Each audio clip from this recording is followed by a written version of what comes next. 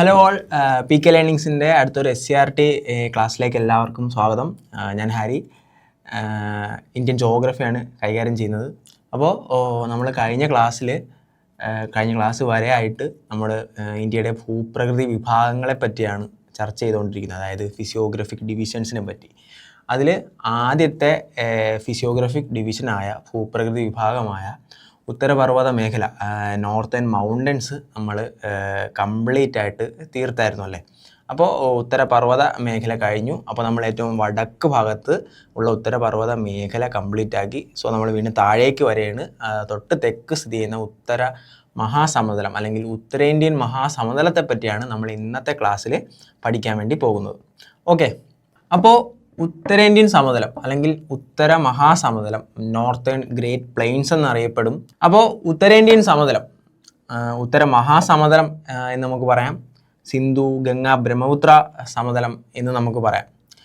അതായത് northern great planes ആണ് നമ്മൾ ഇന്നത്തെ ക്ലാസ്സിൽ പഠിച്ച് തുടങ്ങാൻ വേണ്ടിയിട്ട് പോകുന്നത്. അപ്പോൾ ഇതും ഒരു വളരെ വാസ്റ്റായിട്ടുള്ളൊരു ഏരിയയാണ്, ചാപ്റ്ററാണ്. നമ്മൾ പ്രധാനമായിട്ടും 9ാം ക്ലാസ്സിലെ രണ്ടാമത്തെ ചാപ്റ്റർ വിശാല സമതല ഭൂവിൽ എന്നുള്ളൊരു ചാപ്റ്ററിനെ റെഫറൻസ് ചെയ്താണ് നമ്മൾ ക്ലാസ് മുന്നോട്ട് പോകുന്നത്. അത് കൂടാണ്ട് തന്നെ NCERT 7ാം ക്ലാസ്സിലെയും 9ാം ക്ലാസ്സിലെയും ഫിസിക്കൽ ഡൈവേഴ്സിറ്റി ഓഫ് ഇന്ത്യ എന്ന ചാപ്റ്റേഴ്സും നമ്മൾ ഇതിൽ പറയുന്നുണ്ട്. അപ്പം ആ ഒരു എല്ലാ പോയിൻറ്സുമായിട്ട് ബന്ധപ്പെട്ട് അല്ലെങ്കിൽ ആ പോയിൻറ്റ്സ് എല്ലാം കൂടി എടുത്തുകൊണ്ടുള്ള ക്ലാസ്സാണ്. അപ്പോൾ അതുകൊണ്ട് തന്നെ വളരെ ലെങ്തി ആയിട്ടുള്ളൊരു ടോപ്പിക്കാണ്. നമ്മൾ ഉത്തരപർവ്വത മേഖല തന്നെ നമ്മളൊരു 3 പാർട്ടായിട്ടാണല്ലേ എടുത്തത്.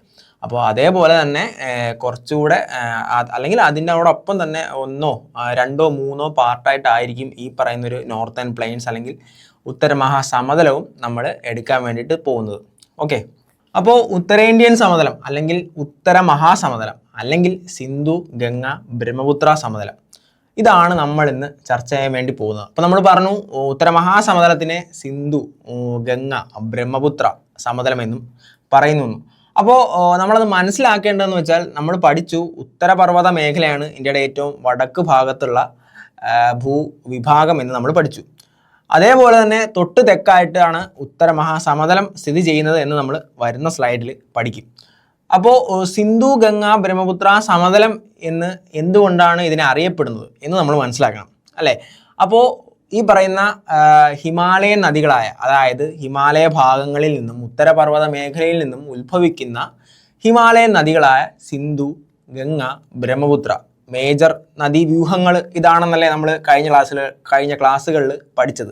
അപ്പോൾ സിന്ധു, ഗംഗ, ബ്രഹ്മപുത്ര നദികൾ ഈ പറയുന്ന ഡെപ്പോസിഷൻ്റെ ഫലമായിട്ട്, ഈ നദികളുടെ നിക്ഷേപണ പ്രക്രിയയുടെ ഫലമായിട്ട്, ഡെപ്പോസിഷൻ്റെ ഫലമായിട്ട് രൂപം കൊണ്ട ഭൂവിഭാഗമാണ് ഉത്തര മഹാസമതലം അല്ലെങ്കിൽ സിന്ധു, ഗംഗ, ബ്രഹ്മപുത്ര സമതലം എന്ന് പറയുന്നത്. നമ്മൾ ആദ്യം പഠിക്കേണ്ടത് അതാണ്.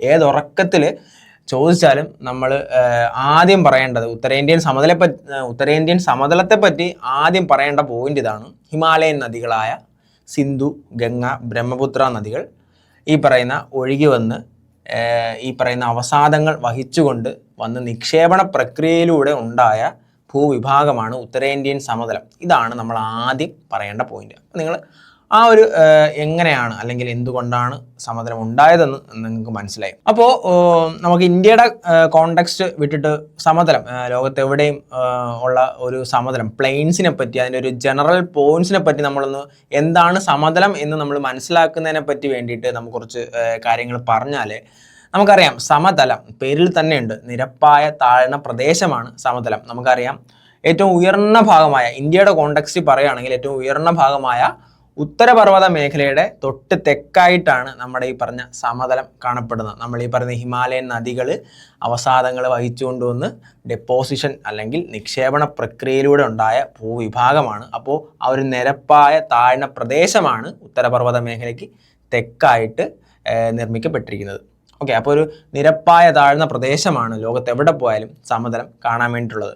അതുകൂടാണ്ട് തന്നെ നമ്മുടെ നിക്ഷേപണ പ്രക്രിയ, ഡിപ്പോസിഷൻ എന്നൊരു പ്രക്രിയയുടെ ഫലമായിട്ടാണ് ലോകത്തെവിടെയും സമതലം ഉണ്ടാവുന്നത് എന്ന് മനസ്സിലാക്കുക. അതായത് നദിയുടെ നിക്ഷേപണ പ്രക്രിയയിലൂടെയാണ് നമ്മുടെ സമതലം ഉണ്ടായതെന്ന് മനസ്സിലാക്കുക. നദികളുടെ നിക്ഷേപണത്തിൻ്റെ ഫലമായിട്ടാണ് ഉണ്ടായതെന്നാണ് നമ്മൾ പറയുന്നത്. ആ നദികളുടെ നിക്ഷേപത്തിന് നമ്മൾ എക്കൽ എന്നാണ് പറയുന്നത്. അതായത് നദികൾ ഉത്ഭവിച്ച് ഒഴുകി വരുന്ന വഴിയിൽ വഹിച്ചു കൊണ്ടുവരുന്ന ചെളി, കല്ല്, മണ്ണ് ഇവയെല്ലാം കൊണ്ട് നിക്ഷേപിച്ചാണ് ഈ പറയുന്ന ഉത്തര മഹാസമതലം അല്ലെങ്കിൽ സമതലങ്ങൾ ഉണ്ടാവുന്ന. ആ പറയുന്ന നിക്ഷേപത്തെ നമ്മൾ എക്കൽ എന്നാണ് പറയുന്നത്. അപ്പോൾ ആ പറയുന്ന എക്കൽ നിക്ഷേപിച്ച് ആ ഒരു സമതലം ഒരു താഴ്ന്ന ഫലഭൂഷ്ടമായ ഒരു പ്രദേശമായിട്ട് മാറും. ആ പറയുന്ന ആ സമതലത്തിൽ കാണപ്പെടുന്ന ആ മണ്ണിനെയാണ്, അല്ലെങ്കിൽ ആ നിക്ഷേപത്തിന്റെ ഫലമായി ഉണ്ടാകുന്ന മണ്ണിനെയാണ് നമ്മൾ എക്കൽ മണ്ണ് അല്ലെങ്കിൽ അലൂവിയൽ സോയിൽ എന്ന് പറയുന്നത്. ഇത് വളരെയധികം ഫലഭൂഷ്ടമായിട്ടുള്ള ഒരു മണ്ണായിരിക്കും. അതുകൊണ്ട് തന്നെ ലോകത്ത് ഏറ്റവും കൂടുതൽ കൃഷി അധിഷ്ഠിതമായ പ്രവൃത്തികൾ അല്ലെങ്കിൽ കൃഷിക്ക് അനുയോജ്യമായ പ്രദേശങ്ങൾ കാണപ്പെടുന്നത് ഈ പറഞ്ഞ സമതല ഭാഗങ്ങളായിരിക്കും. അത് ഇന്ത്യയിലാണെങ്കിൽ പോലും നമ്മുടെ ഉത്തര മഹാസമതലത്തിലാണ് ഏറ്റവും കൂടുതൽ കൃഷിക്ക് അനുയോജ്യമായിട്ടുള്ള മേഖലകൾ ഉണ്ടാകുന്നത്. അത് ലോകത്തിൻ്റെ പല ഭാഗത്തും സമതലങ്ങൾ എവിടെയുണ്ടോ അവിടെ കൃഷിക്ക് വളരെയധികം അനുയോജ്യമായിരിക്കും. അതിനുള്ള കാരണം എന്നാൽ ഈ പറഞ്ഞ നദികൾ വഹിച്ചു കൊണ്ടുവരുന്ന അവസാദങ്ങളായ എക്കൽ നിക്ഷേപിച്ചുണ്ടാകുന്ന എക്കൽ മണ്ണ് വളരെയധികം ഫലഭൂഷ്ടമായതുകൊണ്ടാണ്. ഓക്കെ, അതേപോലെ തന്നെ സമതലങ്ങളുടെ മറ്റൊരു പ്രത്യേകതയാണ് ഈ പറഞ്ഞ പ്രദേശങ്ങൾ ജനനിബിഡമായിരിക്കും. അതായത് ജനസാന്ദ്രത, ജനസംഖ്യയൊക്കെ വളരെയധികം കൂടിയ പ്രദേശമായിരിക്കും ഈ സമതലങ്ങൾ. അത് വേറെ ഒന്നും കൊണ്ടല്ല, നമ്മുടെ ഫുഡ്, അതായത് കൃഷിക്ക് അനുയോജ്യമായ പ്രദേശമാണ് നമ്മുടെ സമതലം.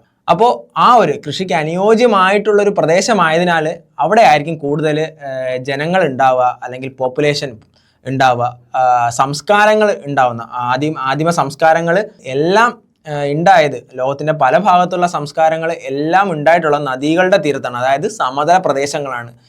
ഇന്ത്യയിലാണെങ്കിലും അറിയാം നമുക്ക് സിന്ധു നദീതട സംസ്കാരം ഉണ്ടായതും ഈ പറഞ്ഞ സിന്ധുവിൻ്റെ തീരത്തൊക്കെയാണ്. അത് ഈ സമതലങ്ങളുടെ ഒരു പ്രത്യേകതയാണ്. ഈ പറയുന്ന ജനനിബിഡമായിട്ടുള്ള പ്രദേശമായിരിക്കും, അതേപോലെ തന്നെ സംസ്കാരങ്ങൾ ഉത്ഭവിച്ചിട്ടുള്ള പ്രദേശമായിരിക്കും ഈ പറഞ്ഞ സമതലങ്ങൾ.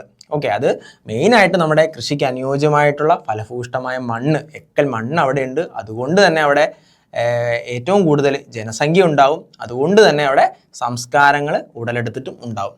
ഓക്കെ, അപ്പോൾ നമ്മൾ സമതലത്തിൻ്റെ പ്രധാനമായിട്ടുള്ള പൊതുവായിട്ടുള്ള കുറച്ച് കാര്യങ്ങളാണ് പറഞ്ഞത്. ഇനി നമ്മൾക്ക് നേരെ അത് ഇന്ത്യൻ കോണ്ടെക്സ്റ്റിലേക്ക് പോവാം.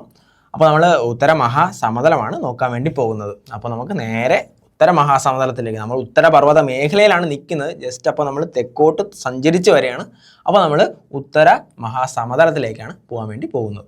ഓക്കെ, അപ്പോൾ ഉത്തര മഹാസമതലം അല്ലെങ്കിൽ ഉത്തരേന്ത്യൻ മഹാസമതലം, ആദ്യത്തെ പോയിന്റ് നമ്മുടെ അതിൻ്റെ ലൊക്കേഷനാണ്. നമുക്ക് ലൊക്കേഷൻ വിട്ടുള്ള ഒരു കളിയുമില്ല.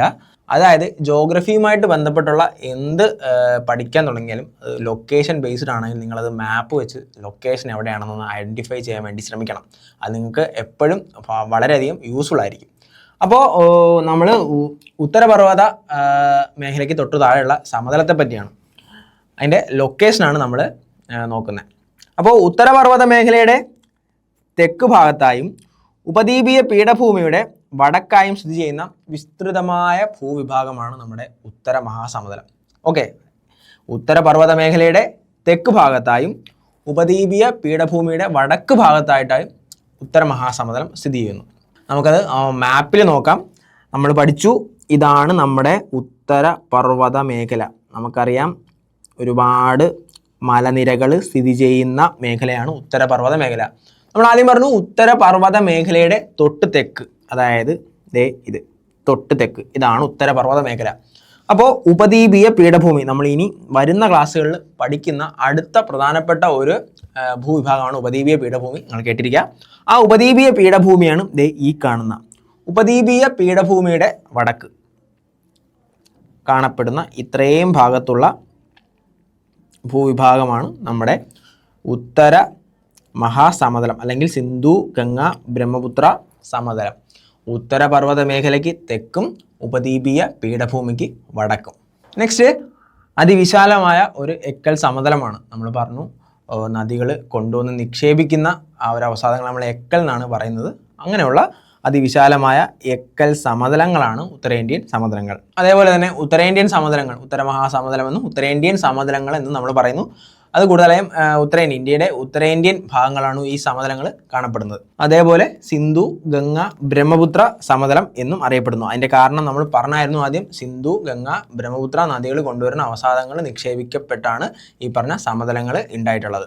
ഓക്കെ, അപ്പോൾ നമുക്കൊന്നുകൂടെ പറയാം. ഉത്തരപർവ്വത മേഖലയുടെ തെക്കായിട്ടും ഉപദ്വീപീയ പീഠഭൂമിയുടെ വടക്കായത്തിൽ സ്ഥിതി ചെയ്യുന്ന വിശാലമായ ഭൂവിഭാഗമാണ് നമ്മുടെ ഉത്തര മഹാസമതലം. ഇത് അതിവിശാലമായ എക്കൽ സമതലങ്ങളാണ്. അതേപോലെ തന്നെ ഉത്തരേന്ത്യൻ മഹാസമതലം എന്നും നമ്മുടെ ഈ ഉത്തര മഹാസമതലം അറിയപ്പെടുന്നു. കൂടാണ്ട് സിന്ധു, ഗംഗ, ബ്രഹ്മപുത്ര സമതലം എന്നും ഉത്തരേന്ത്യൻ സമതലം അറിയപ്പെടുന്നു. നെക്സ്റ്റ് നമ്മുടെ ഉത്തരേന്ത്യൻ സമതലത്തിൻ്റെ രൂപീകരണമാണ്. എങ്ങനെയാണ് ഉത്തരേന്ത്യൻ സമതലം ഉണ്ടായത് എന്നാണ് നമ്മൾ നോക്കാൻ വേണ്ടി പോകുന്നത്. അപ്പോൾ നമുക്ക് നോക്കാം. ഒഴുകുന്ന വെള്ളം, കാറ്റ്, ഹിമാനികൾ, തിരമാല തുടങ്ങി ഭൗമോപരിതലത്തിൽ പ്രവർത്തിക്കുന്ന ബാഹ്യശക്തികളുടെ പ്രവർത്തന ഫലമായി ഭൗമോപരിതലത്തിൽ വൈവിധ്യമാർന്ന ഭൂരൂപങ്ങൾ ഉണ്ടാകുന്നു. അതായത് നമ്മുടെ വെള്ളം, ഒഴുകുന്ന വെള്ളം എന്ന് പറയുമ്പോൾ നമ്മുടെ നദിയാണ് ഉദ്ദേശിക്കുന്നത്. നദി. അപ്പോൾ നദി, കാറ്റ്, ഹിമാനികൾ, തിരമാല, ഇത് കൂടാണ്ട് തന്നെ നമുക്ക് വേറൊന്നും കൂടെ ഞാൻ പറയാം. ഭൂഗർഭ ജലം അല്ലെങ്കിൽ ഗ്രൗണ്ട് വാട്ടർ. ഇവയുടെ പ്രവർത്തന ഫലമായിട്ട് നമുക്ക് വളരെയധികം ഭൂരൂപങ്ങൾ നമ്മുടെ ഭൂമിയിൽ ഉണ്ടാകുന്നുണ്ട്. ഓക്കെ, അതിന് നമ്മൾ ചിലപ്പോൾ erosional land forms, deposition land forms എന്നൊക്കെ പറയാം. ഫോർ എക്സാമ്പിൾ പറയാൻ ഇതൊരു പാറയാണെന്ന് എന്ന് നമ്മൾ വിചാരിക്കുക. അപ്പോൾ ധാരാളം കാറ്റ് ഉള്ള സ്ഥലമാണ് ഇത്. അപ്പോൾ ഇവിടെ ഇങ്ങനെ വന്ന് കാറ്റിങ്ങനെ അടിച്ചുകൊണ്ടിരിക്കുകയാണ്. അപ്പോൾ വർഷങ്ങൾ കൊണ്ട് ഈ പറയുന്ന കാറ്റിൻ്റെ പ്രവർത്തന ഫലമായിട്ട് ഇവിടെ ഒരു അപരദനം, അതായത് ഇറോഷൻ സംഭവിക്കും. ഓക്കെ, ഇങ്ങനെ അപരദനം സംഭവിച്ച് ഈ പാറയുടെ ഷേപ്പ് ഇതേപോലെയൊക്കെ ആവാൻ ചാൻസ് ഉണ്ട്. അപ്പോൾ കാറ്റിൻ്റെ അപരദനത്തിൻ്റെ ഫലമായിട്ട്, ഇറോഷൻ്റെ ഫലമായിട്ട് ഉണ്ടാകുന്ന ഈ ഭൂരൂപത്തെ നമ്മൾ കാറ്റിൻ്റെ ഇറോഷണൽ ലാൻഡ് ഫോം എന്ന് നമുക്ക് പറയാൻ വേണ്ടി സാധിക്കും. അതേപോലെ തന്നെ ഇവിടുന്ന് കാറ്റിങ്ങനെ അടിച്ചടിച്ച് ഇവിടെ ഇളക്കിയ സാധനങ്ങൾ ഇവിടെ വന്ന് ഇങ്ങനെ നിക്ഷേപിച്ച് ഇവിടെ കാറ്റിൻ്റെ ഫലമായിട്ട് തന്നെ വേറൊരു സ്ഥലത്ത് കൊണ്ടുപോയിട്ട് നിക്ഷേപിക്കപ്പെടും. അങ്ങനെ ഈ പറയുന്ന ഈ നിക്ഷേപണ ഫലമായിട്ട്, ഈ അവസാദങ്ങളുടെ നിക്ഷേപണ ഫലമായിട്ടുണ്ടാകുന്ന ഭൂരൂപങ്ങളെ അല്ലെങ്കിൽ നമ്മൾ ഡിപ്പോസിഷണൽ ലാൻഡ് ഫോംസ് അല്ലെങ്കിൽ നിക്ഷേപണ ഭൂരൂപങ്ങൾ എന്നും പറയും. അപരദന ഭൂരൂപങ്ങളും നിക്ഷേപണ ഭൂരൂപങ്ങളും എന്ന് നമ്മൾ പറയും. അതായത് ഈ പറയുന്ന ബാഹ്യശക്തികളുടെ കാറ്റ്, നദി, ഹിമാനി, തിരമാല തുടങ്ങിയവയുടെ പ്രവർത്തന ഫലമായി, അപരദന ഫലമായി ഉണ്ടാകുന്ന ഭൂരൂപങ്ങളെ നമ്മൾ അപരദന ഭൂരൂപങ്ങൾ അല്ലെങ്കിൽ ഇറോഷണൽ ലാൻഡ് ഫോംസ് എന്നും, നിക്ഷേപണ ഫലമായി ഉണ്ടാകുന്ന ഭൂരൂപങ്ങളെ നമ്മൾ നിക്ഷേപണ ഭൂരൂപങ്ങൾ അല്ലെങ്കിൽ ഡെപ്പോസിഷണൽ ലാൻഡ് ഫോംസ് എന്നും പറയുന്നു. ഫോർ എക്സാമ്പിൾ നമ്മൾ പറഞ്ഞു, കാറ്റിൻ്റെ ഈ ഒരു അപരദനം മൂലം ഇവിടെ ഉണ്ടാകുന്ന ഈ പറയുന്ന ഭാഗത്തെ, ഈ പറയുന്ന ഭൂരൂപത്തെ നമ്മൾ അപരദന ഭൂരൂപം എന്നും, ഇവിടുന്ന് അവസാദങ്ങൾ വേറൊരു സ്ഥലത്ത് നിക്ഷേപിക്കപ്പെട്ട് അവിടെ ഉണ്ടാകുന്ന ഭൂരൂപത്തെ നമ്മൾ നിക്ഷേപണ ഭൂരൂപം അല്ലെങ്കിൽ ഡിപ്പോസിഷണൽ ലാൻഡ് ഫോം എന്നും പറയുന്നു. അപ്പോൾ നമ്മൾ ഉത്തരേന്ത്യൻ സമതലത്തിൻ്റെ കേസിലോട്ട് പറയുമ്പോൾ അതൊരു ഡിപ്പോസിഷണൽ ലാൻഡ് ഫോംസ് ആണ് എന്നാണ് നമ്മൾ പറയുന്നത്. അതായത് നിക്ഷേപണ ഫലമായിട്ടുണ്ടാകുന്ന നിക്ഷേപണ ഭൂരൂപമാണ് സമതലം എന്ന് നമ്മൾ ഓൾറെഡി പറഞ്ഞു കഴിഞ്ഞു. അപ്പോൾ ഈ പറയുന്ന ഒഴുകുന്ന വെള്ളം, അതായത് നദി, കാറ്റ്, ഹിമാനികൾ, തിരമാല തുടങ്ങി ഭൗമോപരിതലത്തിൽ പ്രവർത്തിക്കുന്ന ബാഹ്യ ശക്തികളുടെ പ്രവർത്തന ഫലമായി ഭൗമോപരിതലത്തിൽ വൈവിധ്യമാർന്ന ഭൂരൂപങ്ങൾ ഉണ്ടാകുന്നു. അതാണ് നമ്മൾ ഇറോഷണൽ ലാൻഡ് ഫോംസ് എന്നും ഡിപ്പോസിഷണൽ ലാൻഡ് ഫോംസ് എന്നും പറഞ്ഞത്. അപ്പോൾ ഇവയെ ഭൂരൂപീകരണ സഹായി അല്ലെങ്കിൽ ജിയോമോർഫിക് ഏജൻസ് എന്ന് പറയുന്നു. ഏത്? കാറ്റ്, വെള്ളം, നദി, ഭൂഗർഭജലം, തിരമാല, ഹിമാനികളെ നമ്മൾ ഭൂരൂപീകരണ സഹായി അല്ലെങ്കിൽ ജിയോമോർഫിക് ഏജൻസ് എന്നാണ് പറയുന്നത്. അതേപോലെ തന്നെ ഇങ്ങനെ ഉണ്ടാകുന്ന പ്രക്രിയ, ഈ പറയുന്ന ജിയോമോർഫിക് ഏജൻസിൻ്റെ പ്രവർത്തന ഫലമായി നടക്കുന്ന പ്രക്രിയയെ നമ്മൾ ഭൂരൂപീകരണ പ്രക്രിയ അല്ലെങ്കിൽ ജിയോമോർഫിക് പ്രോസസ് എന്ന് പറയുന്നു. എന്താണ്? ജിയോമോർഫിക് പ്രോസസ് എന്നും പറയുന്നു. അപ്പോൾ ജിയോമോർഫിക് ഏജൻസ് എന്താണ്, ജിയോമോർഫിക് പ്രോസസ് എന്താണ് എന്നാണ് നമ്മൾ പറഞ്ഞത്. നെക്സ്റ്റ് പോയിന്റ് നമുക്ക് വായിക്കാം. ഭൗതികവും രാശികവും ജൈവികവുമായ പ്രക്രിയയിലൂടെ ശിലകൾ പൊടിഞ്ഞുണ്ടാകുന്ന ശിലാവസ്തുക്കളെ ഈ ബാഹ്യശക്തികൾ, അതായത് ജിയോമോർഫിക് ഏജൻസ്, ഒരിടത്തു നിന്നും മറ്റൊരിടത്തേക്ക് നീക്കിക്കൊണ്ടു പോവുകയും താഴ്ന്ന പ്രദേശങ്ങളിൽ നിക്ഷേപിക്കുകയും ചെയ്യുന്നു. ഈ പ്രക്രിയയെ നിക്ഷേപണം അല്ലെങ്കിൽ ഡിപ്പോസിഷൻ എന്ന് പറയുന്നു. എന്തുകൊണ്ടായിരിക്കും ഡിപ്പോസിഷൻ ഇവിടെ എടുത്തു പറഞ്ഞത്? നമ്മൾ ഉത്തര മഹാസമതലമാണ്, ഉത്തരേന്ത്യൻ മഹാസമതലമാണ് പറയുന്നത്. അപ്പോൾ ആ ഉത്തരേന്ത്യൻ മഹാസമതലം ഉണ്ടാവാൻ കാരണമായ പ്രക്രിയയാണ് ഈ പറഞ്ഞ നിക്ഷേപണം അല്ലെങ്കിൽ ഡിപ്പോസിഷൻ എന്ന് വിളിക്കുന്നത്. ജിയോമോർഫിക് ഏജൻസിൻ്റെ ഫലമായിട്ട് അല്ലെങ്കിൽ ജിയോമോർഫിക് ഏജൻസിൻ്റെ പ്രവർത്തന ഫലമായിട്ട് ഈ പറയുന്ന ശിലാവസ്തുക്കൾ ഒരു സ്ഥലത്ത് നിന്നും മറ്റൊരു സ്ഥലത്ത് കൊണ്ടുപോയിട്ട് നിക്ഷേപിക്കപ്പെടുന്നു. ആ പ്രക്രിയയാണ് നമ്മൾ ഡിപ്പോസിഷൻ അല്ലെങ്കിൽ നിക്ഷേപണം എന്ന് പറഞ്ഞത്. സെയിം പറഞ്ഞ നമ്മൾ ഈ പറഞ്ഞ കാര്യം ഒരു പിക്ചറിൻ്റെ സഹായത്തോടെ ഈ പറയുന്ന ഇവിടെ കാണാം. മഴത്തുള്ളികൾ നമ്മുടെ ഒരു ഭൂമിയിൽ വന്ന് വീഴുകയും ആ വെള്ളത്തിൻ്റെ പ്രവർത്തന ഫലമായിട്ട് ഇളകിയ വസ്തുക്കളെ ഇത് നീക്കിക്കൊണ്ടുപോയി താഴ്ന്ന പ്രദേശങ്ങളിൽ നിക്ഷേപിക്കുന്നു. ഇങ്ങനെയാണ് നമ്മുടെ നിക്ഷേപണ ഭൂരൂപങ്ങൾ ഉണ്ടാവുന്നത്. ഓക്കെ, ഉയർന്ന പ്രദേശങ്ങളിൽ നിന്നും ഉത്ഭവിക്കുന്ന നീർച്ചാലുകൾ ചെറുചാലുകളായി ഒഴുകിച്ചേർന്ന് അരുവികളാവുകയും പല അരുവികൾ ചേർന്ന് നദിയായി വികാസം പ്രാപിക്കുകയും ചെയ്യുന്നു. അപ്പോൾ ഉയർന്ന പ്രദേശങ്ങളിൽ നിന്ന് ഉത്ഭവിക്കുന്ന, നമുക്കറിയാം നദികൾ ഒരിക്കലും നമ്മൾ ഇതിൻ്റെ പതനസ്ഥാനത്ത് കാണുന്ന ആ ഒരു രീതിയിലായിരിക്കത്തില്ല അതിൻ്റെ മുൻഘട്ടങ്ങൾ, അതായത് ഉത്ഭവിക്കുന്ന സ്ഥലത്തു നിന്നും ഉണ്ടാവുന്നത്. അത് ചെറിയ ചാലുകളായിട്ടാണ് നമ്മൾ ഉത്ഭവിക്കുന്നത്. അപ്പോൾ ചാലുകൾ ചേർന്ന് അരുവികളാവുകയും ആ അരുവികൾ ചേർന്ന് വലിയ നദികളാവുകയും എന്നുള്ള പോയിന്റാണ് നദിയായി വികാസം പ്രാപിക്കുകയും ചെയ്യുന്നു എന്നാണ് നമ്മളിവിടെ പറയുന്നത്. അതേപോലെ തന്നെ ഉയർന്ന പ്രദേശങ്ങളിൽ നിന്നും ഉത്ഭവിച്ചൊഴുകുന്ന നദികൾ വഹിച്ചു കൊണ്ടുവരുന്ന അവസാദങ്ങൾ താഴ്ന്ന പ്രദേശങ്ങളിൽ നിക്ഷേപിച്ച് കാലക്രമേണ അതിവിശാലമായ എക്കൽ സമതലങ്ങൾ ഉൾപ്പെടെയുള്ള നിക്ഷേപണ ഭൂരൂപങ്ങൾ സൃഷ്ടിക്കുന്നു. നമ്മൾ എന്തുകൊണ്ടാണ് നദിയുടെ കേസ് പറഞ്ഞതെന്ന് വെച്ചാൽ, ഈ പറഞ്ഞ ചെറിയ ചാലുകൾ ചേർന്ന് അരുവികൾ ഉണ്ടാകുന്നു, ആ അരുവികൾ ചേർന്ന് വലിയ നദിയായിട്ട് വികാസം പ്രാപിക്കുന്നു. അപ്പോൾ ഈ നദികൾ വഹിച്ചു കൊണ്ടുവരുന്ന അവസാദങ്ങൾ നിക്ഷേപിച്ച് കൂടിച്ചേർന്നാണ് ഈ പറഞ്ഞ വർഷങ്ങളുടെ നിക്ഷേപണ ഫലമായിട്ടാണ് നമ്മുടെ ഈ പറഞ്ഞ എക്കൽ സമതലങ്ങൾ ഉണ്ടാവുന്നത് എന്നാണ് നമ്മൾ ഇവിടെ പറഞ്ഞത്. എക്കൽ എന്താണെന്നാണ് ഇവിടെ നോക്കുന്നത്. നദികൾ ഒഴുക്കിക്കൊണ്ടുവരുന്ന ചെളി, മണൽ, ചരൽ ഉൾപ്പെടെയുള്ള ശിലാ അവശിഷ്ടങ്ങളാണ് എക്കൽ. നമ്മൾ പറഞ്ഞു നദികൾ ഒഴുക്കിക്കൊണ്ടുവരുന്ന അവസാദങ്ങളെ നമ്മൾ എക്കൽ എന്നാണ് പറയുന്നത്. ആ പറയുന്ന എക്കൽ ചെളി, മണൽ, ചരല് എന്നിവ ഉൾപ്പെടുന്ന ശിലാ അവശിഷ്ടങ്ങളാണ് എന്ന് നമ്മൾ മനസ്സിലാക്കുക. അപ്പോൾ നിങ്ങൾക്ക് മനസ്സിലായി എന്നാണ് വിചാരിക്കുന്നത്. അതുപോലെ നമ്മൾ നേരത്തെ പറഞ്ഞ പോലെ നദികൾ ഉത്ഭവസ്ഥാനത്ത് ചാലുകളായിട്ട് കാണുന്നു, അത് അരുവികളായിട്ട് ചേരുന്നു, അത് പിന്നെ വലിയ നദികളായിട്ട് വികാസം പ്രാപിച്ചാണ് ഇവിടെ പതനസ്ഥാനത്ത് പതിക്കുന്നത്. അപ്പോൾ നദികൾ ഉത്ഭവിക്കുന്ന പ്രദേശത്തെ പ്രഭവസ്ഥാനമെന്നും, അതായത് ഉത്ഭവസ്ഥാനം പ്രഭവസ്ഥാനമെന്നും, അവ കടലിലോ മറ്റേതെങ്കിലോ ജലാശയത്തിൽ പതിക്കുന്ന ഇടത്തെ നദീമുഖം അല്ലെങ്കിൽ റിവർ മൗത്ത് എന്നാണ് നമ്മൾ. നദീമുഖവും പ്രഭവ സ്ഥാനവും എന്താണ് എന്നാണ് നമ്മൾ ഈ ഒരു ചിത്രത്തിൽ മനസ്സിലാക്കാൻ വേണ്ടിയിട്ട് ഉള്ളത്. ഓക്കെ, അപ്പോൾ നമ്മൾ പറഞ്ഞുകൊണ്ടിരുന്നത് നമ്മൾ നദികൾ, നീർച്ചാലുകൾ അത് അരുവികളാവുന്നു, അരുവികൾ വലിയ നദികളായിട്ട് വികാസം പ്രാപിക്കുന്നു, ആ നദികൾ അവസാദങ്ങൾ വഹിച്ചു കൊണ്ടുവന്ന് എക്കൽ സമതലങ്ങൾ ഉണ്ടാക്കുന്നു എന്നാണ് നമ്മൾ പറഞ്ഞുകൊണ്ടിരുന്നത്. അപ്പോൾ ഇത്തരത്തിൽ ഹിമാലയത്തിൽ നിന്നും ഉപദ്വീപീയ ഇന്ത്യയിൽ നിന്നും ഉത്ഭവിച്ചൊഴുകുന്ന നദികൾ വഹിച്ചു കൊണ്ടുവരുന്ന അവസാദങ്ങൾ നിക്ഷേപിക്കപ്പെട്ടാണ് ഫലഭൂയിഷ്ടമായ സിന്ധു, ഗംഗ, ബ്രഹ്മപുത്ര സമതലം രൂപപ്പെട്ടത്. നമ്മൾ നേരത്തെ പറഞ്ഞ പോലെ നമ്മുടെ ഹിമാലയത്തിൽ നിന്ന് മാത്രമല്ല ഉപദ്വീപീയ ഇന്ത്യയിൽ നിന്നുള്ള ഉപദ്വീപീയ നദികളും എക്കൽ സമതലങ്ങൾ ഉണ്ടാവാനായിട്ട് കോൺട്രിബ്യൂഷൻ ചെയ്തിട്ടുണ്ട് എന്ന് മനസ്സിലാക്കുക. അപ്പോൾ ഈ ഹിമാലയത്തിൽ നിന്നും ഉപദ്വീപീയ ഇന്ത്യയിൽ നിന്നും ഉത്ഭവിച്ചൊഴുകുന്ന നദികൾ അവസാദങ്ങൾ വഹിച്ചു കൊണ്ടുവന്ന് നിക്ഷേപിച്ചാണ് നമ്മുടെ സിന്ധു, ഗംഗ, ബ്രഹ്മപുത്ര സമതലം ഉണ്ടായത് എന്നാണ് നമ്മൾ പറയുന്നത്. അപ്പോൾ ഈ പറഞ്ഞ നിക്ഷേപണ പ്രക്രിയ എല്ലാം നടന്നത് ഹിമാലയ രൂപീകരണ ഫലമായി ഹിമാലയത്തിൻ്റെ തെക്കായി രൂപപ്പെട്ട അതിവിശാലമായ തടത്തിലാണ് എന്ന് മനസ്സിലാക്കുക. അപ്പോൾ ഈ നിക്ഷേപണം എല്ലാം നടന്നത് ഹിമാലയ രൂപീകരണത്തിൻ്റെ ഭാഗമായിട്ട് ഹിമാലയത്തിൻ്റെ തൊട്ട് തെക്ക് ഭാഗത്തായി ഉണ്ടായ ആ ഒരു സമതല പ്രദേശത്താണ് എന്ന് നമ്മൾ മനസ്സിലാക്കുക. ആ പറഞ്ഞതാണ് നമ്മൾ ഇവിടെ കാണുന്നത്. ഹിമാലയ രൂപീകരണത്തിൻ്റെ ഫലമായി ഹിമാലയത്തിൻ്റെ തെക്കായി രൂപപ്പെട്ട അതിവിശാലമായ തടമാണ് ഈ പറയുന്നത്. ഇതാണ് പിന്നീട് ഉത്തര മഹാസമതലമായിട്ട് ഉണ്ടായത്. നമുക്ക് തൊട്ട് താഴെ കാണാം, നമ്മൾ നേരത്തെ ഉത്തരപർവ്വത മേഖലയിൽ പഠിച്ചു ആ ഒരു കണ്ടന്റാണ് ഹിമാദ്രി, ഹിമാചൽ, സിവാലിക്. അപ്പോൾ ഇവിടെ നിന്ന് ഒഴുകുന്ന നദികൾ കൊണ്ടുവന്ന് നിക്ഷേപണ പ്രക്രിയയുടെ ഫലമായിട്ടാണ് സിന്ധു, ഗംഗ, ബ്രഹ്മപുത്ര സമതലം ഉണ്ടായത്. അപ്പോൾ ഇതാണ് ഉത്തരേന്ത്യൻ സമതലം അല്ലെങ്കിൽ ഉത്തര മഹാസമതലം ഉണ്ടായത്. ഇങ്ങനെയാണ്, വേറെ ഒന്നുമില്ല.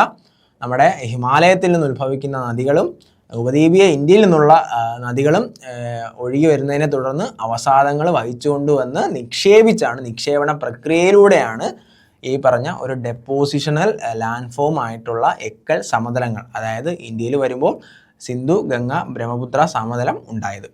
അപ്പോൾ ഇനി നമ്മൾ ഈ പറഞ്ഞ ഉത്തര മഹാസമതലത്തിൻ്റെ പ്രത്യേകതകളിലേക്ക് കടക്കാൻ വേണ്ടി പോവുകയാണ്.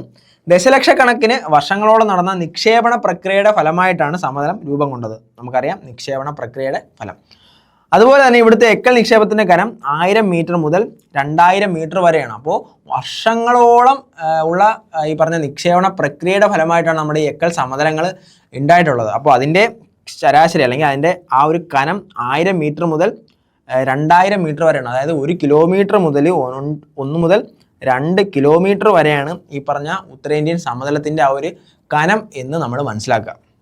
സിന്ധു നദീമുഖം മുതൽ ഗംഗാ നദീമുഖം വരെ ഏകദേശം 3200 കിലോമീറ്ററിൽ ഈ പറഞ്ഞ ഉത്തരമഹാസമതലം. അപ്പോൾ ടോട്ടൽ ഈ പറയുന്ന സമതലത്തിൻ്റെ ലെങ്ത് 3200 കിലോമീറ്റർ ആണ്.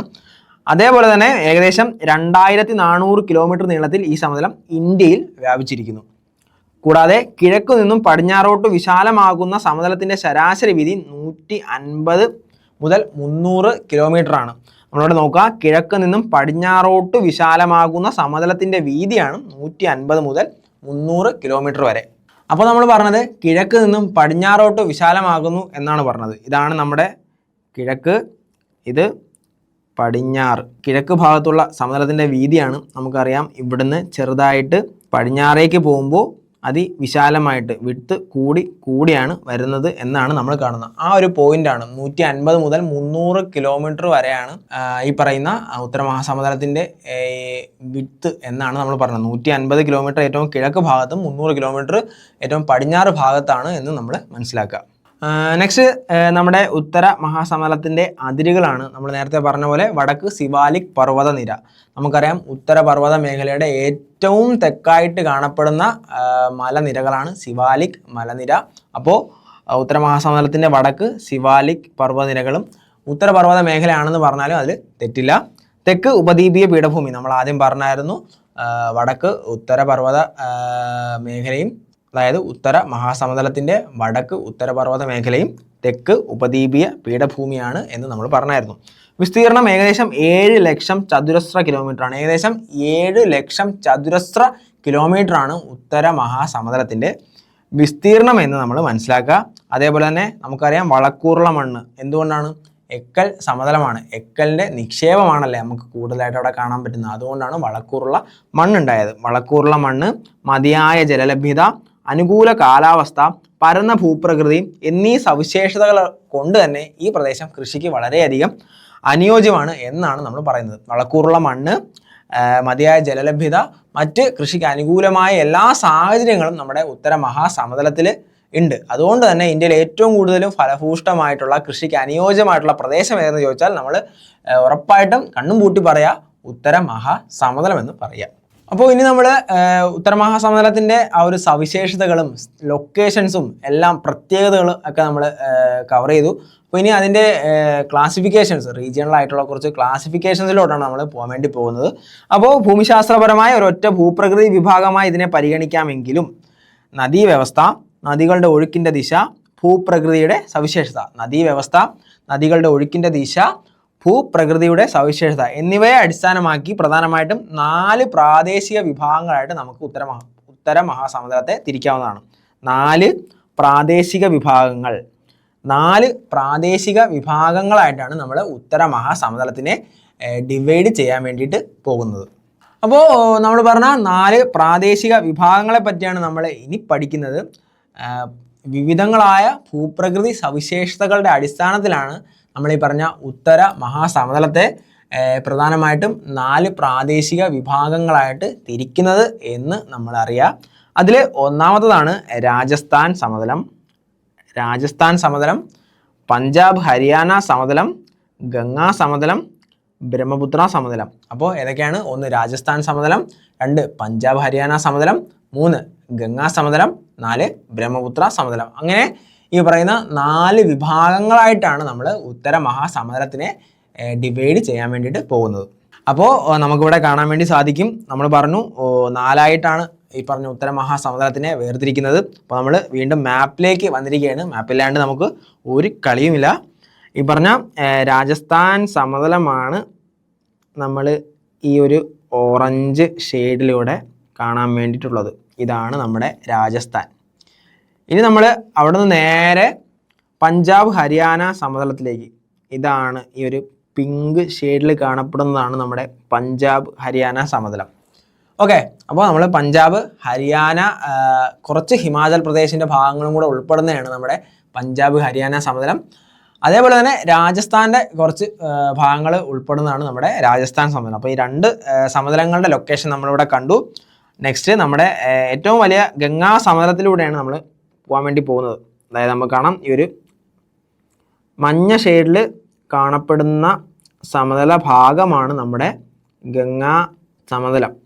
ഈ പറയുന്ന നമുക്കറിയാം ഡൽഹി, ഉത്തർപ്രദേശ്, ജാർഖണ്ഡ്, ബീഹാർ, പശ്ചിമ ബംഗാൾ ആ ഒരു ഏരിയ കവർ ചെയ്തുകൊണ്ടാണ് നമ്മുടെ ഗംഗാ സമതലം കാണുന്നത്.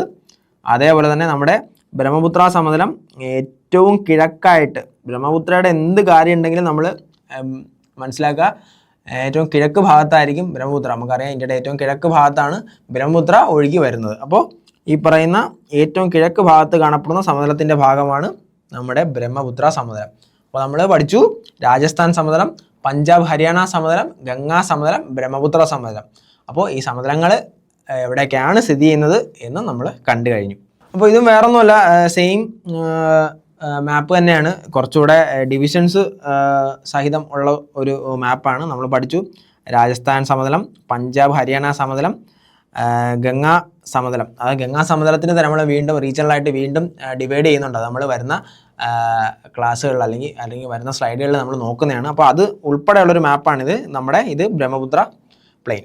ഓക്കെ, അപ്പോൾ ആദ്യത്തെ പ്രാദേശിക വിഭാഗമായ ഉത്തര മഹാസമതലത്തിൻ്റെ ആദ്യത്തെ പ്രാദേശിക വിഭാഗമായ രാജസ്ഥാൻ സമതലത്തെ പറ്റിയാണ് നമ്മൾ ഇനി നോക്കാൻ വേണ്ടി പോകുന്നത്.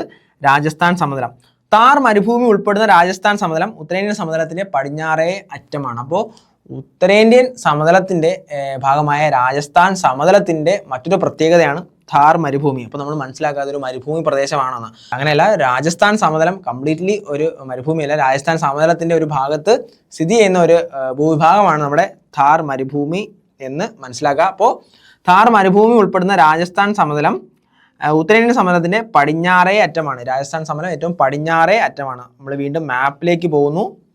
ഇതെവിടെ കാണുക? രാജസ്ഥാൻ പ്ലെയിൻ ആണ് നമുക്കിവിടെ കാണാൻ വേണ്ടി സാധിക്കുന്നത്. ഇന്ത്യയുടെ ഏറ്റവും പടിഞ്ഞാറ് ഭാഗമാണിത്. ഏറ്റവും പടിഞ്ഞാറേ അറ്റത്താണ് രാജസ്ഥാൻ സമതലം. അതായത് ഥാർ മരുഭൂമി ഉൾപ്പെടുന്ന രാജസ്ഥാൻ സമതലം ഇന്ത്യയുടെ ഏറ്റവും പടിഞ്ഞാറേ അറ്റത്താണ് എന്ന് നമ്മൾ മനസ്സിലാക്കുക. അതേപോലെ തന്നെ ഥാർ മരുഭൂമിയുടെ 2/3 ഭാഗവും സ്ഥിതി ചെയ്യുന്നത് രാജസ്ഥാനിലാണ്. നമുക്കറിയാം രാജസ്ഥാനിലെ സ്ഥിതി ചെയ്യുന്ന മരുഭൂമിയാണ് ഥാർ മരുഭൂമി. പക്ഷേ രാജസ്ഥാനിൽ കംപ്ലീറ്റ് ആയിട്ട് ഥാർ മരുഭൂമി അല്ല എന്ന് നമ്മൾ മനസ്സിലാക്കണം. അപ്പോൾ രാജസ്ഥാൻ സംസ്ഥാനത്താണ് 2/3 ഭാഗവും ഥാർ മരുഭൂമി കാണാൻ വേണ്ടി സാധിക്കുന്നത്. അത് കൂടാണ്ട് ബാക്കി ഭാഗം ഹരിയാന, പഞ്ചാബ്, ഗുജറാത്ത് എന്നീ അയൽ സംസ്ഥാനങ്ങളിലും ഥാർ മരുഭൂമി വ്യാപിച്ചു കിടക്കുന്നു. അപ്പോൾ നമുക്ക് തോന്നും മധ്യപ്രദേശിൽ എന്തുകൊണ്ടില്ല? രാജസ്ഥാൻ്റെ ഒരു ബോർഡർ സംസ്ഥാനമാണ് മധ്യപ്രദേശ്. അപ്പോൾ അവിടെ എന്തുകൊണ്ട് ഥാർ മരുഭൂമി വ്യാപിച്ച് കിടക്കുന്നില്ല? അതിന് ഒരു ഉത്തരം എന്ന് പറയുന്നത്, അതിനുള്ള റീസൺ എന്ന് പറയുന്നത് നമ്മുടെ ആരവല്ലി മൗണ്ടൻസ് ആണ്. അപ്പോൾ രാജസ്ഥാനിലെ ഒരു മധ്യഭാഗത്തായിട്ട് സ്ഥിതി ചെയ്യുന്ന പർവ്വതമാണ് ആരവല്ലി. അപ്പോൾ ആരവല്ലി ഒരു കാറ്റിൻ്റെ ആ ഒരു മണലിനെ വഹിച്ചുകൊണ്ട് ഇങ്ങനെ വ്യാപിക്കാനുള്ളൊരു പ്രക്രിയ അവിടെ തടഞ്ഞു നിർത്തുന്നുണ്ട്. അതുകൊണ്ടാണ് മധ്യപ്രദേശിൽ നമുക്ക് ഈ പറഞ്ഞ ഥാർ മരുഭൂമി കാണപ്പെടാത്തത്. അപ്പോൾ 2/3 ഭാഗം, ഥാർ മരുഭൂമിയുടെ 2/3 ഭാഗം കാണപ്പെടുന്നത് രാജസ്ഥാനിലാണ്. അത് കൂടാണ്ട് തന്നെ പഞ്ചാബ്, ഹരിയാന, ഗുജറാത്ത് എന്നീ 3 സംസ്ഥാനങ്ങളിൽ കൂടി ഥാർ മരുഭൂമിയുടെ ചില ഭാഗങ്ങൾ കാണപ്പെടുന്നു എന്നും നമ്മൾ മനസ്സിലാക്കുക. നെക്സ്റ്റ്, നമ്മുടെ ഈ രാജസ്ഥാൻ സമതലത്തെ തന്നെ നമുക്ക് വീണ്ടും ഒരു 2 പ്രദേശങ്ങളായിട്ട് പറയാം. യഥാർത്ഥ മരുഭൂമി മേഖലയെ നമ്മൾ മരുസ്ഥലി എന്ന് പറയുന്നത്. അപ്പോൾ മരുസ്ഥലി ബാഗർ എന്നാണ് നമ്മൾ രാജസ്ഥാൻ സമതലത്തെ തന്നെ പറയുന്നത്. അപ്പോൾ അതിലെ മരുഭൂമി ഭാഗമാണ് നമ്മുടെ മരുസ്ഥലി. അപ്പോൾ ഏറ്റവും യഥാർത്ഥമായിട്ടുള്ള മരുഭൂമി മേഖലയാണ് നമുക്ക് മരുസ്ഥലി എന്ന് പറയുന്നത്. അതേപോലെ തന്നെ അർദ്ധ മരുഭൂമി മേഖല അല്ലെങ്കിൽ അർദ്ധ വരണ്ട സമതലത്തെയാണ് നമ്മൾ രാജസ്ഥാൻ ബാഗർ എന്ന് പറയുന്നത്. അപ്പോൾ നമുക്കറിയാം നമുക്കിത് ഇവിടെ കാണാവുന്ന പോലെ മരുസ്ഥലി നമുക്ക് ഇവിടെ ഏറ്റവും പടിഞ്ഞാറ് ഭാഗത്തായിട്ട് കാണാം. രാജസ്ഥാൻ ബാഗർ നമുക്ക് ഏറ്റവും ഈ ഒരു ഭാഗത്തായിട്ട്, രാജസ്ഥാൻ്റെ ആ ഒരു കിഴക്ക് ഭാഗത്തായിട്ട് കാണാം. നമുക്കറിയാം ഇതാണ് നമ്മുടെ രാജസ്ഥാൻ സമതലം. ഈ ഒരു രാജസ്ഥാൻ സമതലത്തിൻ്റെ പടിഞ്ഞാറ് ഭാഗത്ത്, അതായത് യഥാർത്ഥ മരുഭൂമി ഭാഗം കാണപ്പെടുന്ന ഏറ്റവും പടിഞ്ഞാറ് മരുസ്ഥലിയാണ്. അതേപോലെ തന്നെ അർദ്ധ വരണ്ട സമതലം രാജസ്ഥാൻ ബാഗർ എന്നറിയപ്പെടുന്നു. ഈ പറയുന്ന രാജസ്ഥാൻ ബാഗറും മരുസ്ഥലിയും കൂടെ ചേർന്ന പ്രദേശമാണ് അല്ലെങ്കിൽ സമതല പ്രദേശമാണ് രാജസ്ഥാൻ സമതലം എന്ന് നമ്മൾ മനസ്സിലാക്കുക. അപ്പോൾ നമ്മൾ പറഞ്ഞു യഥാർത്ഥ മരുഭൂമി മേഖല മരുസ്ഥലി, അർദ്ധ മരുഭൂമി മേഖല അല്ലെങ്കിൽ അർദ്ധ വരണ്ട സമതലം രാജസ്ഥാൻ ബാഗർ എന്നിങ്ങനെ 2 ആയിട്ട് നമുക്ക് ഥാർ മരുഭൂമി അല്ലെങ്കിൽ ആ രാജസ്ഥാൻ സമതല പ്രദേശത്തെ നമുക്ക് വിഭജിക്കാം എന്നാണ് നമ്മൾ പറഞ്ഞത്.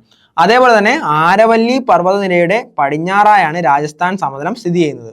ആരവല്ലി പർവ്വതനിര ഏകദേശം ഈ ഒരു ഭാഗത്തായിട്ട്, രാജസ്ഥാൻ്റെ ഈ ഒരു ഭാഗത്തായിട്ടാണ് ആരവല്ലി പർവ്വതനിര കാണപ്പെടുന്നത്.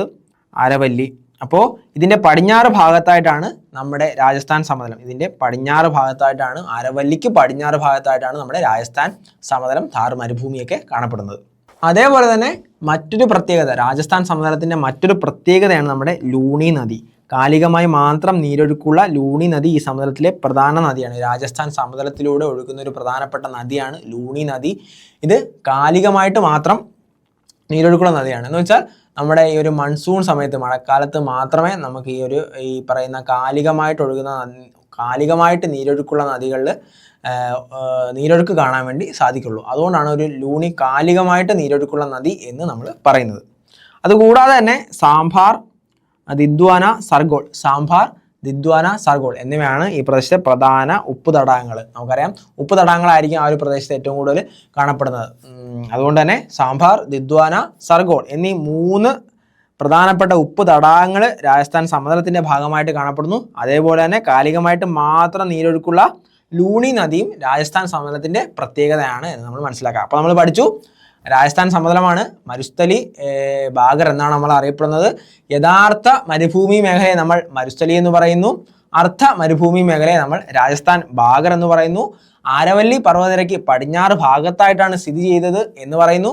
അതേപോലെ തന്നെ ലൂണി ഈ പ്രദേശത്തെ പ്രധാന നദിയാണ് എന്ന് പറഞ്ഞു. സാംഭാർ, ദിദ്വാന, സർഗോൾ എന്നീ 3 ഉപ്പ് തടാകങ്ങൾ രാജസ്ഥാൻ സമതലത്തിൻ്റെ ഭാഗമാണ് എന്ന് നമ്മൾ പറഞ്ഞു. അപ്പോൾ നമ്മൾ രാജസ്ഥാൻ സമതലം കംപ്ലീറ്റ് ആക്കിയിട്ടുണ്ട്. നെക്സ്റ്റ് പഞ്ചാബ് ഹരിയാന സമതലത്തിലേക്കാണ് നമ്മൾ പോകുന്നത്. പഞ്ചാബ് ഹരിയാന സമതലം രണ്ടാമത്തെ പ്രധാനപ്പെട്ട പ്രാദേശിക വിഭാഗമാണ് പഞ്ചാബ് ഹരിയാന സമതലം. നോക്കാം, രാജസ്ഥാൻ സമതലത്തിൽ നിന്നും കിഴക്കോട്ടും വടക്ക് കിഴക്കോട്ടും സഞ്ചരിച്ചാൽ ഉത്തരേന്ത്യൻ സമതലം ക്രമേണ ഫലഭൂഷ്ടമായ ഒരു സമതലമായി മാറുന്നത് കാണാൻ വേണ്ടി സാധിക്കും. അപ്പോൾ രാജസ്ഥാൻ സമതലത്തിൻ്റെ വടക്ക് കിഴക്കോട്ടും സഞ്ചരിച്ചാൽ കൂടുതൽ ഫലഭൂഷ്ടമായിട്ടുള്ളൊരു ഉത്തര മഹാസമതലത്തിൻ്റെ പ്രദേശത്ത് എത്താമെന്നാണ് നമ്മൾ പറയുന്നത്. അത് വേറൊന്നും കൊണ്ടല്ല, ഈ പറയുന്ന യമുന, ഗംഗ നദികളൊക്കെ ഉത്ഭവിച്ചൊഴുകി നിക്ഷേപണ പ്രക്രിയയിലൂടെ ഉണ്ടാക്കിയ സമതലമാണ് ഈ പറയുന്ന പഞ്ചാബ്, ഹരിയാന, ഗംഗ പ്ലെയിൻസ് ഒക്കെ. അപ്പോൾ അതുകൊണ്ടാണ് അങ്ങനെ പറഞ്ഞത്. അപ്പോൾ രാജസ്ഥാൻ സമതലത്തിൻ്റെ വടക്ക് കിഴക്കായിട്ടും സ്ഥിതി ചെയ്യുന്ന സമതല പ്രദേശമാണ് പഞ്ചാബ് ഹരിയാന സമതലം എന്ന് നമ്മൾ മനസ്സിലാക്കുക.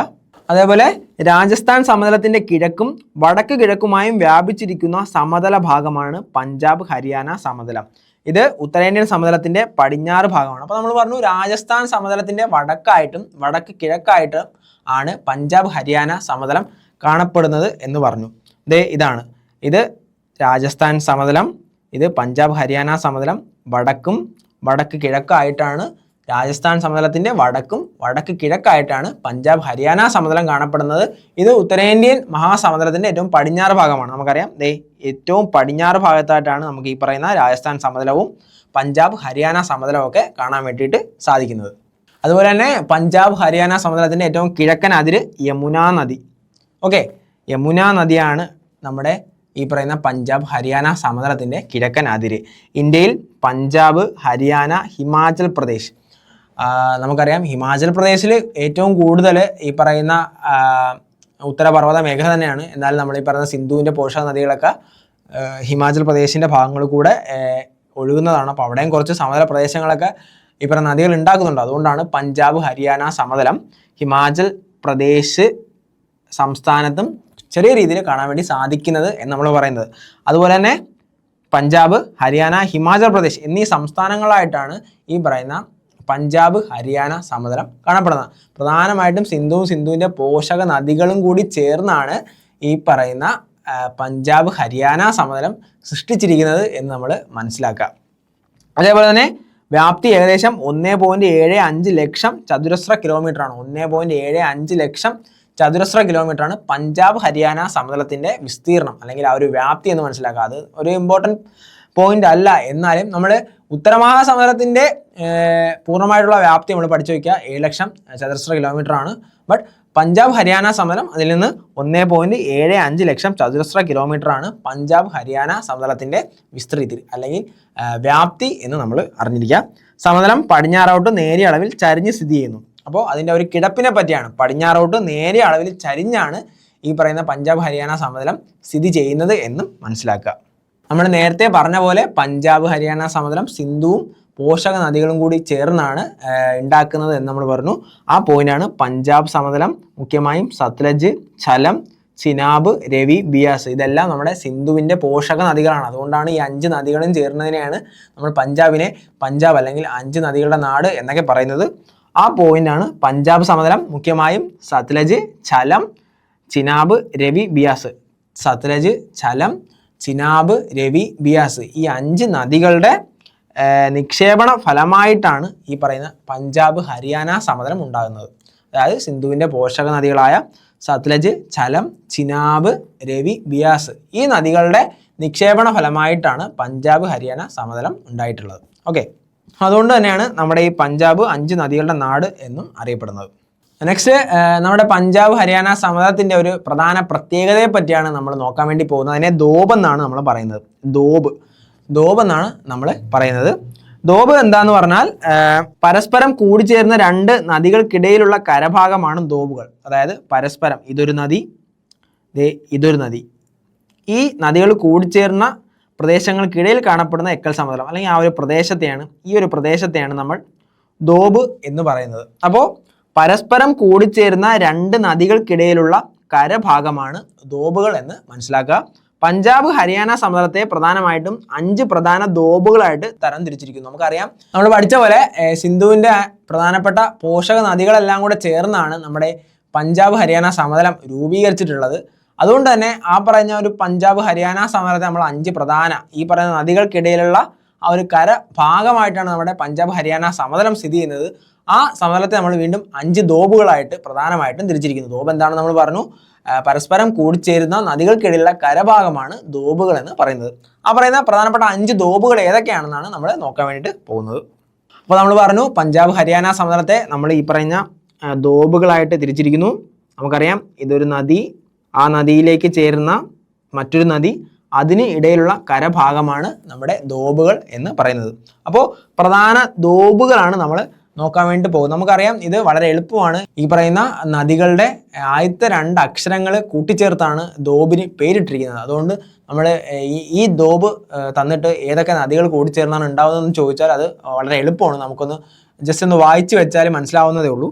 അപ്പോൾ നമ്മൾ ബിസ്ത്, ജലന്ധർ, ദോബാണ് നമ്മൾ ആദ്യം നോക്കാൻ വേണ്ടി പോകുന്നത്. ബിസ്ത്, ബിയാസ്, സത്ലജ് എന്നീ 2 നദികൾ കൂടിച്ചേർന്നാണ് ബിസ്ത്, ജലന്ധർ, ദോബ് ഉണ്ടാകുന്നത്. ഓക്കെ, നെക്സ്റ്റ് ബാരി ദോബാണ്. അപ്പോൾ നമുക്കറിയാം ബാരി ദോബ് ഏതൊക്കെ നദിയാണ്? ബിയാസും രവിയും. ബിയാസ്, രവി എന്നീ നദികൾ ചേർന്ന് ബാരി ദോബ് ഉണ്ടാകുന്നു. നെക്സ്റ്റ് രചന ദോബാണ്. നമുക്കറിയാം രചന ദോബ് രവിയും ചിനാബും, രവി നദിയും ചിനാബ് നദിയും ചേർന്നാണ് രചന ദോബ് ഉണ്ടാകുന്നത്. അല്ലെങ്കിൽ ആ നദികൾക്കിടയിൽ കാണപ്പെടുന്ന ദോബാണ് അല്ലെങ്കിൽ കരഭാഗമാണ് ഈ പറയുന്ന രചന ദോബ്.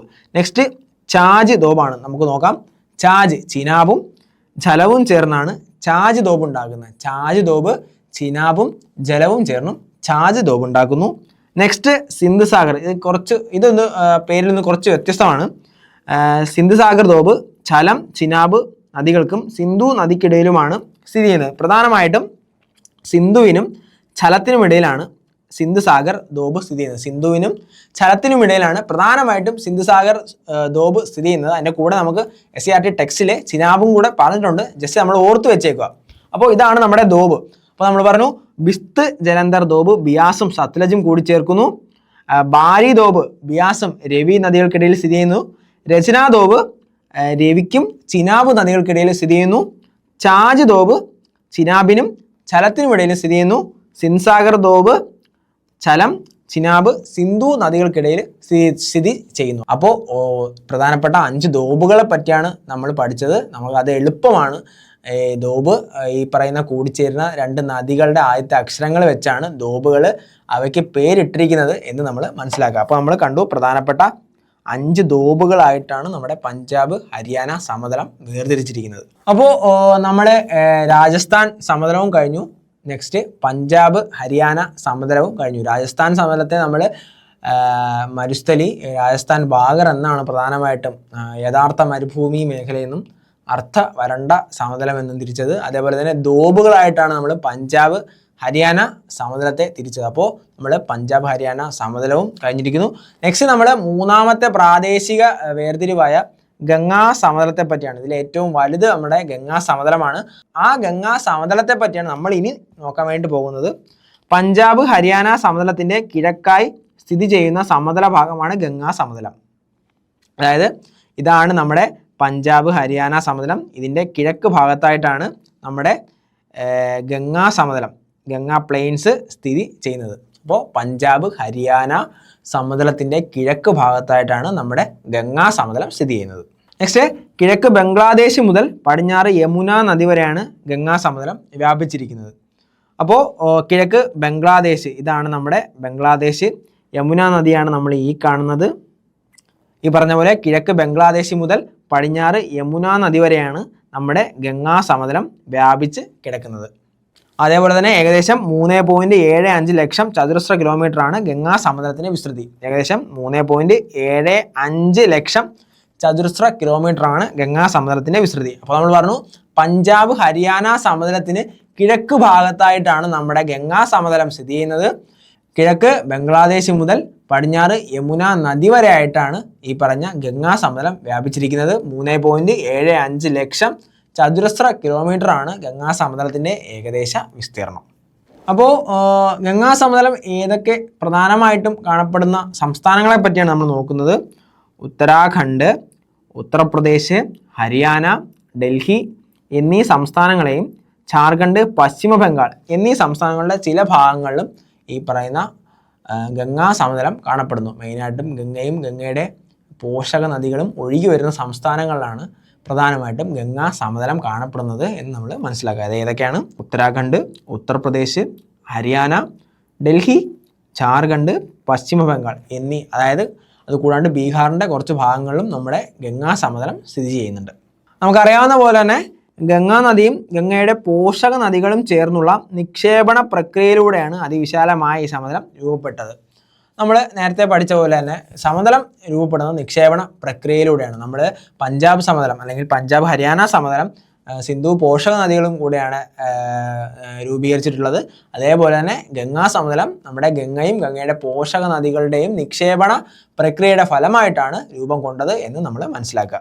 നെക്സ്റ്റ്, സമുദ്രനിരപ്പിൽ നിന്നും ശരാശരി 200 മീറ്ററാണ് ഈ പറയുന്ന ഗംഗാ സമതലത്തിൻ്റെ ഉയരം.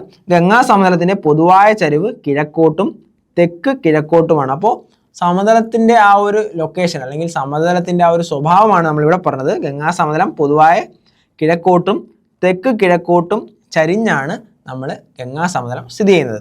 അതേപോലെ തന്നെ ഭൂമിശാസ്ത്രപരമായ സവിശേഷതകൾ അടിസ്ഥാനമാക്കി ഈ സമതലത്തെ വീണ്ടും 3ആയിട്ട് തിരിക്കാം. അപ്പോൾ ഗംഗാ സമതലത്തെ നമ്മൾ ഭൂമിശാസ്ത്രപരമായിട്ട് വീണ്ടും തിരിക്കുന്നുണ്ട്. അതിലൊന്നാണ് ഉപരി ഗംഗാ സമതലം, 2 മധ്യ ഗംഗാ സമതലം, 3 കീഴ് ഗംഗാ സമതലം. പഞ്ചാബ് ഹരിയാന സമതലത്തെ നമ്മൾ വിവിധ ദ്വീപുകളായിട്ട് തിരിച്ചു. രാജസ്ഥാൻ സമതലത്തെ നമ്മൾ മരുസ്ഥലി എന്നും രാജസ്ഥാൻ ബാഗർ എന്നും തിരിച്ചു. അതേപോലെ നമ്മുടെ ഗംഗാ സമതലത്തെ ഭൂമിശാസ്ത്രപരമായ പ്രത്യേകതകളുടെ അടിസ്ഥാനത്തിൽ വീണ്ടും നമ്മൾ 3ആയിട്ട് തിരിക്കുന്നു. അതാണ് നമ്മുടെ ഉപരി ഗംഗാ സമതലം, മധ്യ ഗംഗാ സമതലം, കീഴ് ഗംഗാ സമതലം എന്ന് നമ്മൾ മനസ്സിലാക്കുക. അപ്പോൾ നമ്മൾ പറഞ്ഞു പഞ്ചാബ് ഹരിയാന സമതലത്തിന് കിഴക്കായിട്ട് കാണപ്പെടുന്നു. അതാണ് നമ്മുടെ ഗംഗാ സമതലം. കിഴക്ക് ബംഗ്ലാദേശ് മുതൽ പടിഞ്ഞാറ് യമുന നദി, ഈ പ്രദേശങ്ങൾക്കിടയിലാണ് നമ്മുടെ ഗംഗാ സമതലം കാണപ്പെടുന്നത്. അതേപോലെ തന്നെ ഗംഗാ സമതലം ഭൂമിശാസ്ത്രപരമായിട്ടുള്ള സവിശേഷതകളുടെ അടിസ്ഥാനത്തിൽ ഉപരി ഗംഗാ സമതലം, ആ ഉപരി ഗംഗാ സമതലമാണ് നമ്മൾ ഈ ഒരു വയലറ്റ് കളറിൽ കാണുന്നത്. നെക്സ്റ്റ് മധ്യ ഗംഗാ സമതലം നമ്മൾ നീല കളറിൽ കാണപ്പെടുന്നതാണ് നമ്മുടെ മധ്യ ഗംഗാ സമതലം. നെക്സ്റ്റ് കീഴ് ഗംഗാ സമതലം. നമുക്കറിയാം അവർ ഗംഗയും പോഷക നദികളുടെ ആ ഒരു രൂപീകരണത്തിൻ്റെയും ആ ഒരു അത് എൻഡ് ചെയ്യുന്നതിൻ്റെയും ആ ഒരു സ്വഭാവത്തിൻ്റെ അടിസ്ഥാനത്തിലാണ് നമുക്ക് ഈ പറയുന്ന ഗംഗ സമതലം വേർതിരിച്ചിരിക്കുന്നത് എന്ന് നമുക്ക് മനസ്സിലാക്കാം. പ്രധാനമായിട്ടും ഗംഗ ഉത്ഭവിക്കുന്ന ആ ഒരു റീജിയൻസിനെയാണ് നമ്മൾ ഉപരി ഗംഗാ സമതലം എന്ന് പറയുന്നത്. പിന്നെ ആ നദിയുടെ ആ ഒരു മെച്യൂർ സ്റ്റേജിലേക്ക് എത്തുമ്പോൾ നമ്മുടെ മധ്യ ഗംഗാ സമതലം കാണപ്പെടുന്നു. അതേപോലെ തന്നെ നദീമുഖത്തേക്ക് എത്തുമ്പോഴാണ് നമ്മുടെ കീഴ് ഗംഗാ സമതലം കാണപ്പെടുന്നത്. അപ്പോൾ നമ്മൾ പറഞ്ഞ പോലെ ഭൂമിശാസ്ത്രപരമായിട്ട് ഗംഗാ സമതലത്തെ നമ്മൾ വീണ്ടും വർഗീകരിച്ചു. അത് ഉപരി ഗംഗാ സമതലം, മധ്യ ഗംഗാ സമതലം, കീഴ് ഗംഗാ സമതലം എന്നീ 3ആയിട്ടാണ് നമ്മൾ ഗംഗാ സമതലത്തെ ഡിവൈഡ് ചെയ്തിരിക്കുന്നത്. അപ്പോൾ നമ്മൾ ഇന്നത്തെ ക്ലാസ് എൻഡ് ചെയ്തിരിക്കുകയാണ്. നമ്മുടെ ഗംഗാ സമതലം വരെ കംപ്ലീറ്റ് ആക്കിയിട്ടുണ്ട്. അപ്പോൾ നമ്മൾ ഇന്ന് പഠിച്ചത് ഉത്തര മഹാസമതലമാണ്. ഉത്തര മഹാസമതലത്തിൽ വീണ്ടും നമ്മൾ എങ്ങനെ ഉണ്ടായി, ഉത്തര മഹാസമതലത്തിൻ്റെ രൂപീകരണം, അത് കൂടാണ്ട് തന്നെ അതിൻ്റെ ഭൂമിശാസ്ത്രപരമായിട്ടുള്ള ഡിവിഷൻസ് രാജസ്ഥാൻ സമതലം, പഞ്ചാബ് ഹരിയാന സമതലം, ഗംഗാ സമതലം ഇവിടെ വരെയാണ് നമ്മൾ പഠിച്ച് നിർത്തിയിരിക്കുന്നത്. നെക്സ്റ്റ് ക്ലാസ്സിൽ അല്ലെങ്കിൽ നെക്സ്റ്റ് പാർട്ടിൽ നമ്മൾ ബ്രഹ്മപുത്ര സമതലം അത് കൂടാണ്ട് അതിൻ്റെ ബാക്കി ടോപ്പിക്സിലേക്ക് പോകുന്നതായിരിക്കും. അപ്പോൾ ഇന്നത്തെ ക്ലാസ് നമ്മൾ വൈൻഡപ്പ് ചെയ്യാൻ പോകുന്നതാണ്. നമുക്കറിയാം ഒരുപാട് എക്സാംസ് 2026 വരാൻ വേണ്ടിയിട്ട് പോകുന്നുണ്ട്. അപ്പോൾ നമുക്ക് കിട്ടിയ അല്ലെങ്കിൽ നല്ലൊരു ചാൻസ് ആണ് ഈ പറയുന്ന 2026. അത് നമ്മൾ വളരെ യൂസ്ഫുള്ളായിട്ട് നിങ്ങൾ യൂട്ടിലൈസ് ചെയ്യുമെന്നാണ് വിചാരിക്കുന്നത്. നമുക്കറിയാം company board, university assistant, company board LGS കഴിഞ്ഞ ദിവസങ്ങളിൽ VFA ഒക്കെ വിളിച്ചിട്ടുണ്ട്. അപ്പോൾ നിങ്ങൾ ഉറപ്പായിട്ടും നിങ്ങൾക്കൊരു ചാൻസ് ആണ് കിട്ടിയിരിക്കുന്നത്, ഒരിക്കലും അത് കളയരുത്. അപ്പോൾ മാക്സിമം നിങ്ങൾ എഫേർട്ട് ഇടുക. എഫേർട്ട് ഇടുന്നതിൻ്റെ ഫലം എന്തായാലും നിങ്ങൾക്ക് കിട്ടുന്നതായിരിക്കും. അപ്പോൾ നല്ല രീതിയിൽ പഠിച്ച് നല്ല രീതിയിൽ എക്സാംസ് എഴുതി നല്ലൊരു നിലയിലെത്താൻ വേണ്ടി എല്ലാവരും പഠിക്കുക. അതാണ് നമുക്ക് വേണ്ടി പറയാൻ വേണ്ടിയിട്ടുള്ളത്. അപ്പോൾ ഇന്നത്തെ ക്ലാസ് നിങ്ങൾക്ക് യൂസ്ഫുൾ ആയി എന്നാണ് വിചാരിക്കുന്നത്. നമുക്ക് അടുത്ത ക്ലാസ്സിൽ കാണാം. അപ്പോൾ എല്ലാവർക്കും താങ്ക് യു.